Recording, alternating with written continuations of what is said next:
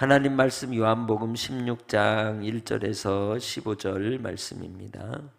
내가 이것을 너희에게 이름은 너희로 실족하지 않게 하려 함이니 사람들이 너희를 출교할 뿐 아니라 때가 이르면 무릇 너희를 죽이는 자가 생각하기를 이것이 하나님을 섬기는 일이라 하리라. 그들이 이런 일을 할 것은 아버지와 나를 알지 못함이라. 오직 너희에게 이 말을 한 것은 너희로 그 때를 당하면 내가 너희에게 말한 이것을 기억나게 하려 함이요 처음부터 이 말을 하지 아니한 것은 내가 너희와 함께 있었음이라. 지금 내가 나를 보내신 이에게로 가는데 너희 중에서 나더러 어디로 가는지 묻는 자가 없고 도리어 내가 이 말을 함으로 너희 마음에 근심이 가득하였도다. 그러하나 내가 너희에게 실상을 말하노니 내가 떠나가는 것이 너희에게 유익이라. 내가 떠나가지 아니하면 보혜사가 너희에게로 오지 아니할 것이며 가면 내가 그를 너희에게로 보내리니 그가 와서 죄에 대하여 의에 대하여 심판에 대하여 세상을 책망하시리라. 죄에 대하여라 함은 그들이 나를 믿지 아니하며 의에 대하여라 함은 내가 아버지께로 가니 너희가 다시 나를 보지 못하며 심판에 대하여라 함은 이 세상 임금이 심판을 받았습니다.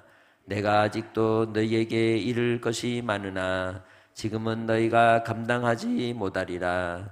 그러나 진리의 성령이 오시면 그가 너희를 모든 진리 가운데로 인도하시리니 그가 스스로 말하지 않고 오직 들은 것을 말하며 장래 일을 너희에게 알리시리라. 그가 내 영광을 나타내리니 내 것을 가지고 너희에게 알리시겠습니다. 무릇 아버지께 있는 것은 다 내 것이라. 그러므로 내가 말하기를 그가 내 것을 가지고 너희에게 알리시리라 하였노라. 아멘. 오늘도 주의 말씀 가운데 믿음의 삶을 살아가는 복된 하루가 되시기를 주님의 이름으로 축복합니다.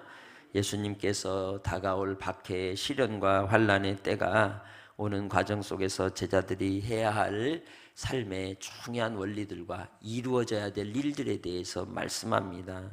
무엇보다도 이 모든 일들을 말씀하는 것은 실족하지 않게 하려는 데 있는 겁니다. 그러나 도둑은 도둑질하고 죽이고 멸망시키려 하는 것처럼 사단의 미혹을 받는 이 세상 속에 많은 학문과 그리고 또한 요즘은 교회 다닌다는 사람들도 점치러 다닌대요. 그렇게 미래를 아는 건요, 오늘 말씀에 실족치 않게 하려 함이 아니고 실족하여 사단의 미혹에 빠져서 멸망의 길을 가는 겁니다. 우리는 미래에 대하여 알 이유가 없어요. 주님이 우리의 주인 되심을 신뢰하는 것은 하나님께서 인도하여 주시고 이끄실 것을 아는 데 있는 겁니다. 물론 예측하고 준비하고 대비하는 것은 필요하죠.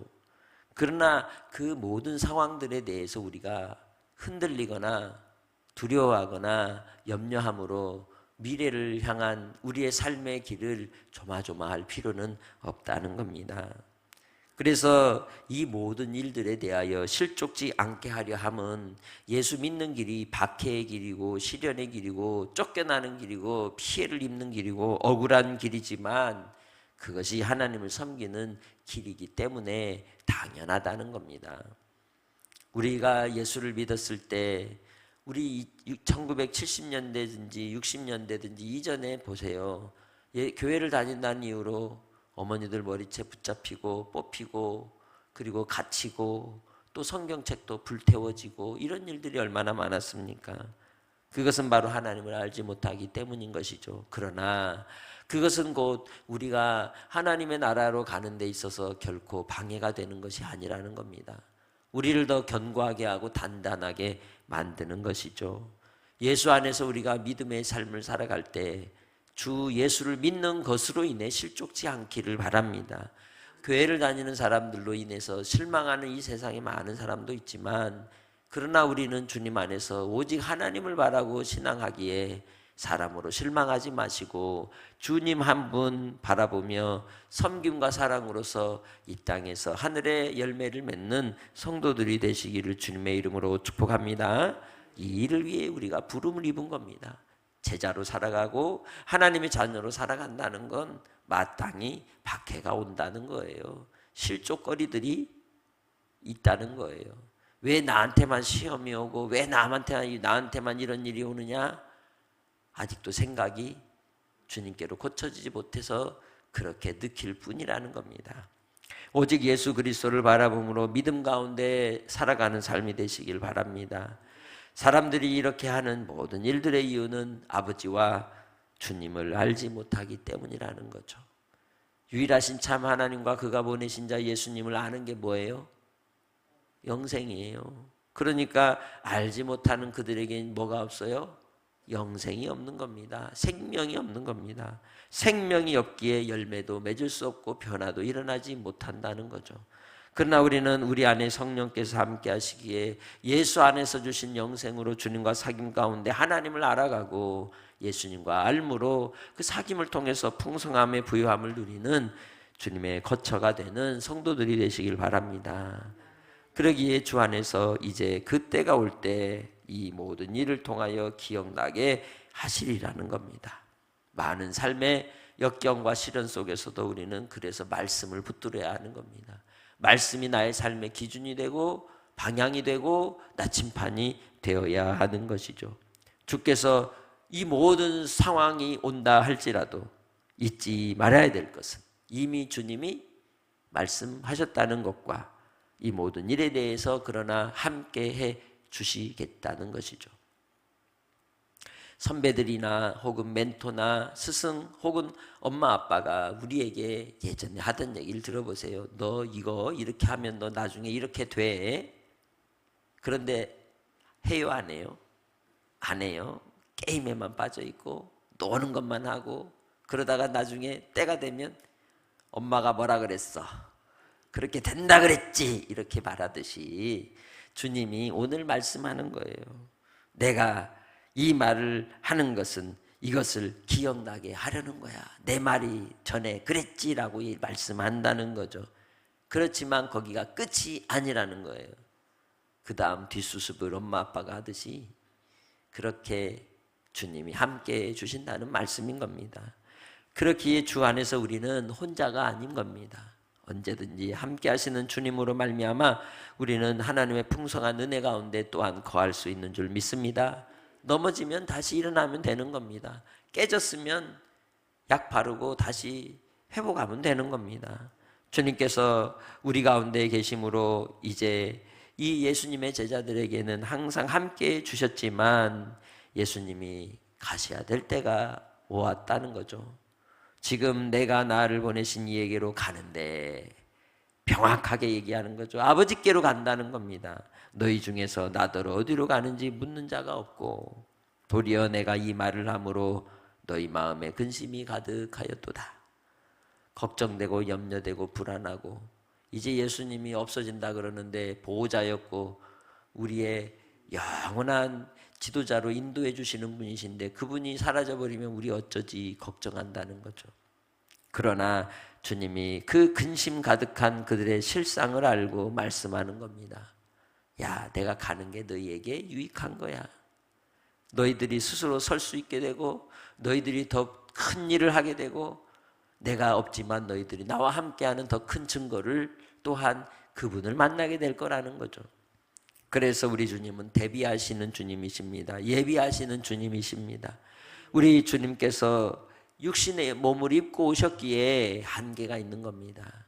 그러나 영이신 성령님이 오셔서 우리와 함께 하실 때는 시간과 공간을 초월하여 누구에게나 예수 믿는 자들에게는 함께 하시는 겁니다.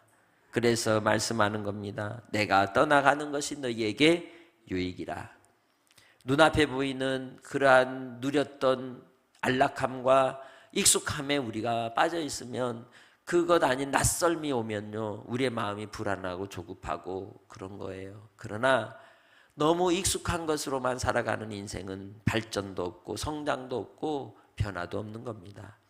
우리의 낯섦의 환경과 상황으로 뛰어 들어가는 걸 주저하지 마시길 바랍니다. 우리 성령께서 오심으로 이제는 주님께서 주시는 유익이 복이 되게 하신다는 거죠. 성령님 우리를 가르치십니다. 기억나게 하십니다. 생각나게 하십니다. 그리고 하나님의 심판을 선포하십니다. 예수님은 이 땅에 오셔서 우리로 구원의 길을 열어주시고 생명 가운데 죄 없다 하시며 우리에게 긍휼을 베풀어 주셨지만, 이제 성령께서 오심으로 개별적 구원의 역사를 이루실 뿐만 아니라 장차 오셔서 심판하실 우리 주님을 알려준다는 거죠.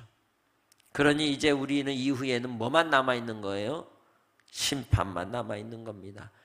예수님 만나려면 심판을 준비해야 하는 겁니다.